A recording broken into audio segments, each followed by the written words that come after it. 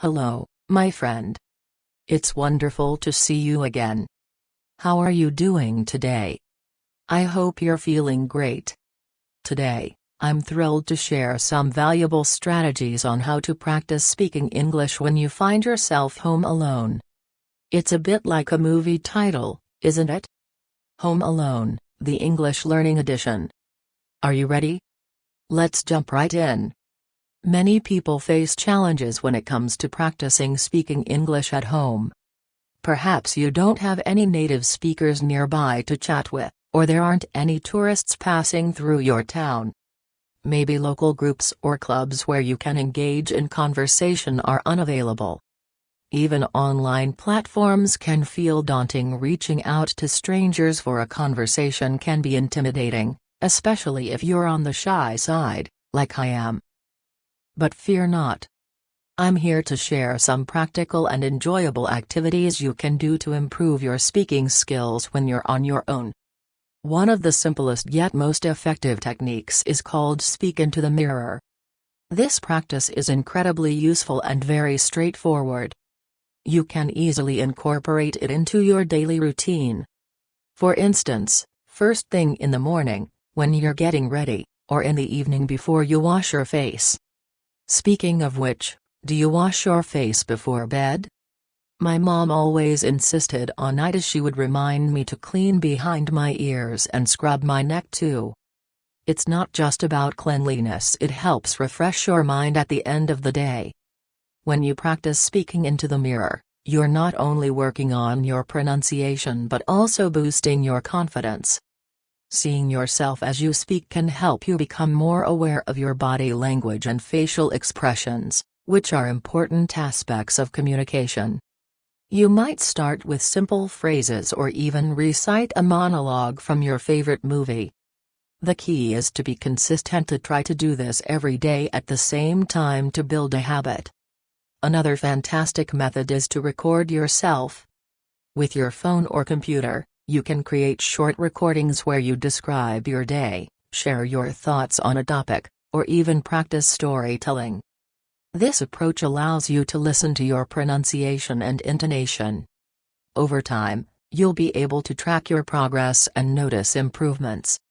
You can even compare older recordings with newer ones to see how far you've come. Additionally, consider talking to your pets or even to inanimate objects around your home. It may sound a bit silly, but it's a fun and creative way to practice. Imagine narrating your day to your pet or explaining your thoughts to a houseplant. You can tell stories, share your feelings, or simply describe what you see around you. This playful interaction helps make speaking feel more natural and less pressured, allowing you to explore new vocabulary and sentence structures without the fear of judgment. Another engaging activity is to read aloud. Choose a book, an article, or even a script from a show you enjoy, and read it out loud. This not only helps with pronunciation but also improves your rhythm and flow in English. As you read, pay attention to how you express different emotions and intonations. You can also try reading different genres of poetry, dialogues, or even news articles to challenge yourself and expand your vocabulary. If you're feeling a bit adventurous, you can also try shadowing. This involves listening to a native speaker, such as in a podcast or a video, and then trying to mimic their speech as closely as possible. Pay attention to their pronunciation, pace, and intonation. This technique can greatly enhance your speaking skills and help you sound more natural. Practicing your speaking skills can be a bit like writing in a diary. At the end of the day, it's reflective and helps you process your thoughts. This approach is excellent not just for improving your writing, but it's also an impactful way to enhance your speaking skills.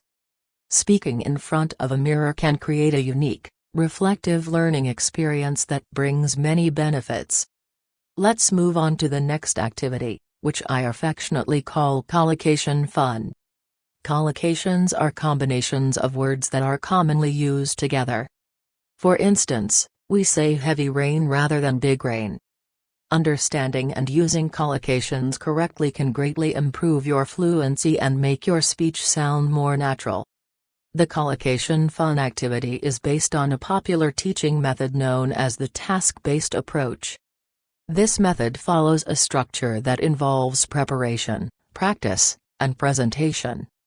First, you'll prepare by gathering collocations, then practice forming sentences with them, and finally, present a short talk that incorporates what you've learned.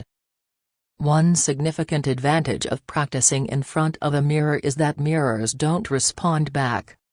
This can be quite comforting, especially when you're feeling shy or anxious about speaking. But more importantly, when you speak into a mirror, you can see the movements of your mouth. This is invaluable for refining your pronunciation. Additionally, you can monitor your body language. You might be surprised by how you hold your body or whether you gesture while speaking. Being aware of these nonverbal cues can significantly enhance your overall communication skills. Moreover, practicing with a mirror helps you become familiar with speaking to a face. Many learners, myself included, have felt a sense of shock when speaking to someone in a foreign language for the first time. Having the mirror as a practice partner can ease that anxiety and prepare you for real-life conversations. Now, let's explore how to prepare, practice, and present your collocations effectively. Start by selecting a relevant topic. For example, let's say we're focusing on environmental science. Gather some collocations related to this field, such as renewable energy, carbon footprint, and sustainable practices. You can use your course materials, browse online resources, or watch educational videos. Once you've gathered your collocations, it's time to practice. Stand in front of the mirror and create sentences using each collocation. For instance, you might say, using renewable energy sources is crucial for reducing our carbon footprint. As you practice, pay attention to your sentence structure and ensure you feel comfortable with the vocabulary. After you've practiced your sentences, it's time to present. Take a common speaking prompt, such as describe an environmental issue you're passionate about, and speak for about a minute while incorporating the collocations you've practiced. You might say, an environmental issue that interests me is climate change. I believe that using renewable energy is essential to combat this problem. While many people think that reducing our carbon footprint is a daunting task, simple changes in our daily habits can make a significant difference. For example, switching to solar energy or adopting sustainable practices at home can lead to a healthier planet. The aim here isn't to deliver a perfect answer, it's to activate and practice the expressions you've learned. This method of preparing collocations, practicing sentences, and then presenting your thoughts is a proven way to enhance your speaking skills. Plus, practicing in front of a mirror allows you to monitor your progress, making it a highly effective exercise. I truly enjoy this method, and I encourage you to give it a try. It sounds like so much fun, and I'm eager to practice it again right now. Now, let's discuss practicing with short audio clips. While I'm a big advocate for extensive listening like podcasts and movies, short audio clips are often more effective for improving your speaking skills. They're bite-sized and manageable, which makes it easier to concentrate for shorter periods. For this activity, you can search for recorded sample answers online. Numerous websites offer these resources, which are incredibly beneficial. One tool I really like is called Link. It's filled with short audio clips that are perfect for helping you develop your speaking skills, and you can access a lot of its content for free. Let me explain how you can utilize Link effectively. When you sign up, you can select your level, for instance, intermediate, and then browse the library for different audio options. Suppose you find a previous lesson about sports. As you listen, focus on picking out the stressed words in the sentences. For example, if you hear, "It's nice to see you again," Repeat the stressed words to practice your intonation. You might also identify interesting phrases or chunks of language that resonate with you. This method helps you internalize the rhythm and flow of natural speech. As you practice, you might come across a conversation like this: "Hello. It's nice to see you again. How long did you live in Japan?" You can respond by repeating key phrases and paying attention to how they're articulated. For example, "I lived in Sendai for 4 years, which is a little bit north of Tokyo." This type of practice not only helps you improve your vocabulary but also enhances your overall fluency and confidence in speaking. One powerful method to enhance your speaking abilities is to retell lessons or stories you've recently learned. You can take this a step further by recording yourself as you do it. There are numerous mobile apps available that make voice recording easy and accessible. One particularly user-friendly online tool is Vocaroo, which allows you to record your voice quickly. Recording yourself serves a dual purpose.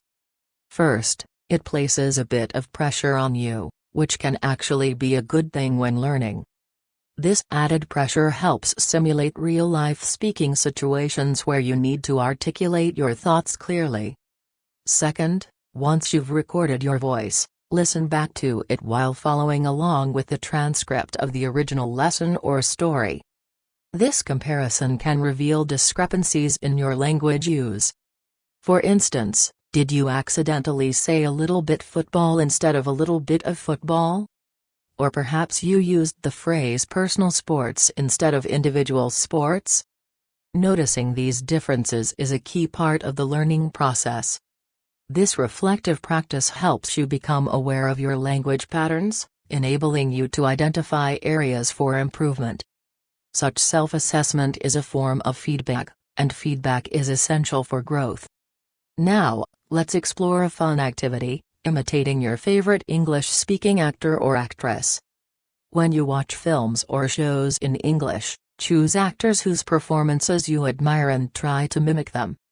This means more than just copying their lines. It involves replicating their body language, gestures, facial expressions, accent, tone of voice, and even their choice of words. But why does this method work so effectively? It's all about identity. A crucial part of language learning involves how you see yourself as an English speaker. Many learners often feel they need to hide behind a mask when speaking a foreign language, which can cause anxiety and stress, especially if they're shy or fearful of making mistakes. By adopting the persona of a character, you can liberate yourself from that anxiety. You're playing a role, and this can make the practice feel much more enjoyable and less intimidating. Take, for example, the talented actor Rowan Atkinson. He's well known for his role as Mr. Bean but has also portrayed many other characters, including Johnny English. Imagine trying to imitate a line from Johnny English, such as, "Let me clear up the uncertainty for you."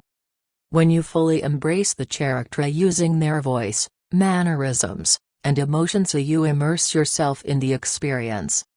While you may not want to act out these scenes in public after all, people might give you odd looks if you start talking like Johnny English in a story. Doing this at home can be an incredibly fun way to practice your English speaking skills.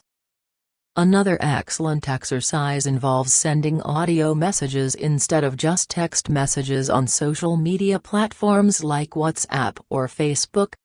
Typically, we send texts in our native languages, but imagine challenging yourself to communicate in English instead. If you have friends or family who speak English, you can have a great time exchanging messages with each other in English, turning it into a playful challenge. The beauty of sending audio messages lies in the reduced pressure compared to live conversations. You have the freedom to think through your responses before recording them, and if you're not happy with your first attempt, you can simply delete it and try again. Remember, the focus here is on practice, not perfection. It's a fantastic way to get comfortable speaking English without the immediate pressure of a face-to-face conversation. Let's also consider another fun exercise, imitating how English speakers pronounce your native language. Think about the tourists you've encountered or the English speakers you know. How do they sound when they speak your language? They likely have a distinctive accent that reflects their background.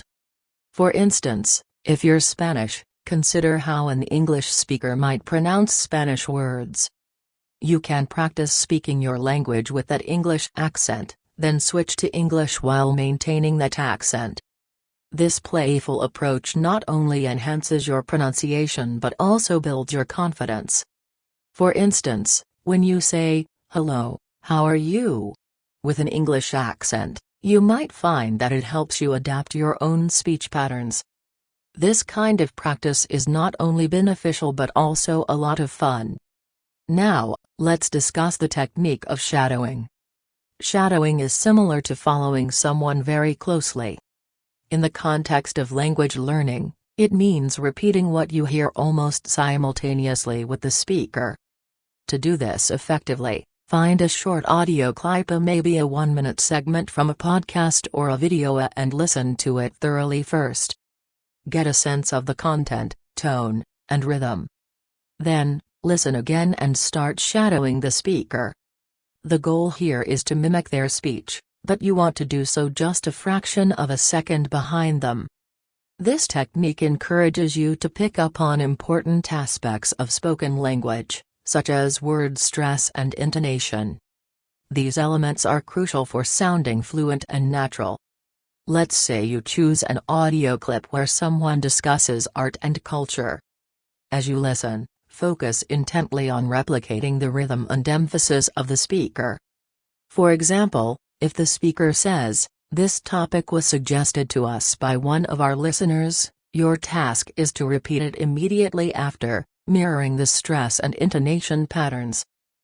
This method of shadowing not only helps you practice your speaking but also makes you more attuned to the nuances of the language.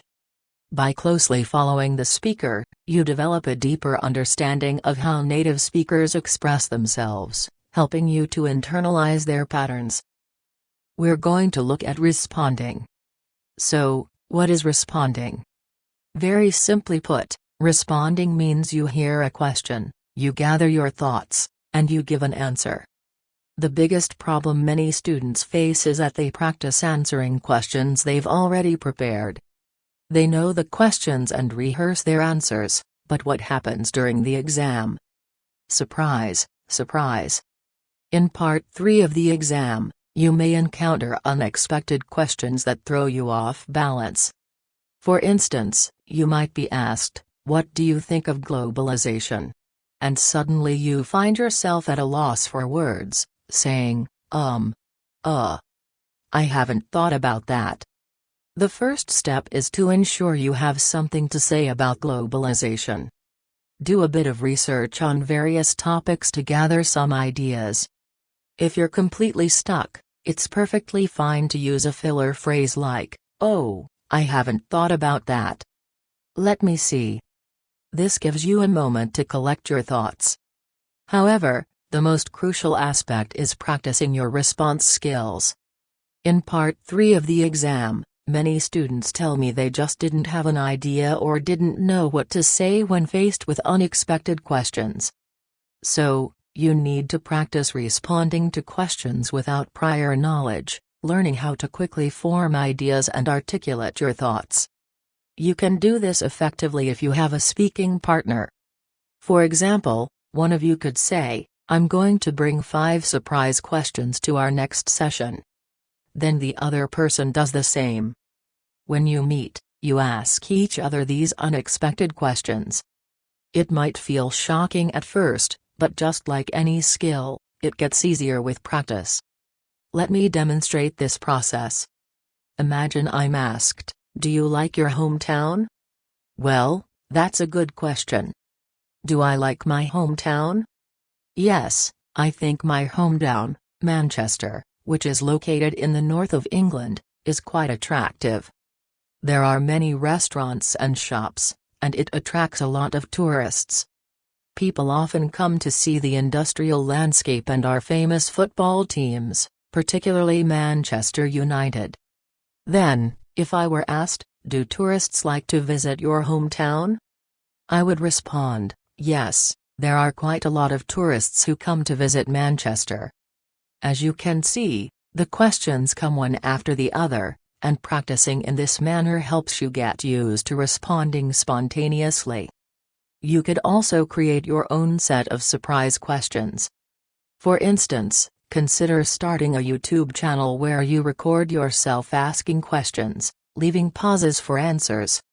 Shuffle them randomly, and voila, you have a fantastic practice tool. Next, let's talk about describing what you're doing as a way to think in English. This technique is quite popular among teachers. When you're out in a park, for example, start describing what you see. At first, use single words: bicycle, person, path, trees, bag, woman, phone. As you continue walking, move on to collocations, those natural combinations of words. For example, riding a bike, a long path, a cluster of trees, or the woman glued to her phone. Finally, progress to full sentences. For example, oh, there's a man strolling in the park, or there's a woman riding a bike.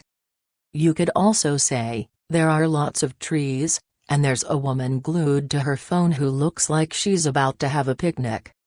This practice can take place in any context, whether you're at home or out shopping. You might think, but Henry, you can't just walk around talking to yourself, people will think I'm crazy. Well, yes and number. These days, it's quite common to see people walking around on their phones, chatting away. For example, you might hear someone say, "Hello, John? Yeah, I'm in the park. It's lovely here. There's a man strolling over there and a woman riding a bicycle. How are you?" Talking to yourself in public has become perfectly normal.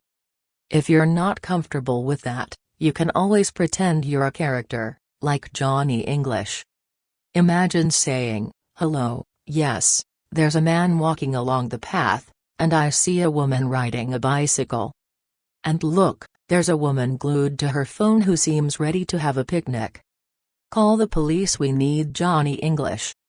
The key is to speak out loud and transition from individual words to collocations and then to complete sentences. This practice is invaluable, and you can do it anywhere, whether you're seeking fresh air or simply enjoying a walk. Engaging in this type of practice regularly will boost your confidence and fluency in responding to questions, making you more prepared for any situation.